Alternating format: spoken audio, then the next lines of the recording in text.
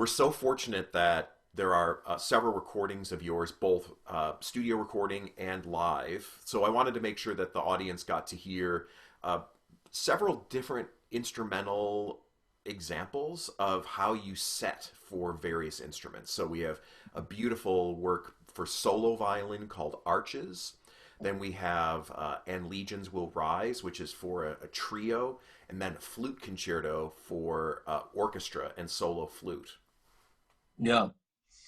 Um, those are all written in different times. I think, Arches might have been in 2000, and, the trio And Legions Will Rise was written for the wonderful marimbist Makoto Nakura. I think was that 2003 or something, maybe even two. I don't remember, but it was one of those pieces that I wrote, and I thought nobody will play it, but I didn't realize, how hungry percussionists are for new chamber work, and so that piece is played quite a bit. And this performance is really fantastic. I think it's called Camerata Pacifica. Yeah, it's these three performers are just absolutely incredible. So tell us about learning the nature of these instruments and then how you use them as a vehicle Sure. for what you want to write. Yeah, I mean, when I started in Legions Will Rise, I thought, how am I going to put these instruments together? But actually, I encourage my students to think about this. When you write for an unusual ensemble, sometimes just the ensemble inspires musical ideas. So in the case of this piece for marimba, clarinet, and violin, the first thing I thought was, well, the violin can sustain like fifths as a drone.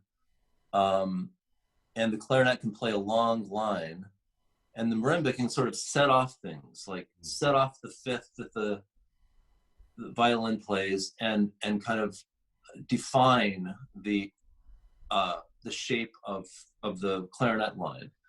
So that was the first idea, and that's the first thing you hear. And then of course you can write in canon for all three instruments, which is the kind of the climax of the piece. You'll hear is a very close canon, like imitation between all three instruments when they have to play the same very virtuosic line, like an eighth note apart. Hmm.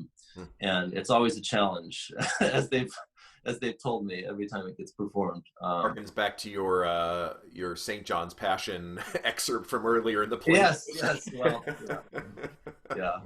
Um, Well, this but has but been but it, absolutely tremendous. I think the variety that we've had on this playlist has been so oh, refreshing, so instructive about your personal taste, and I hope that listeners will subscribe, share, and enjoy this fantastic list. Kevin Putz, thank you so much for joining us for this list, and all very best wishes for your coming opera projects.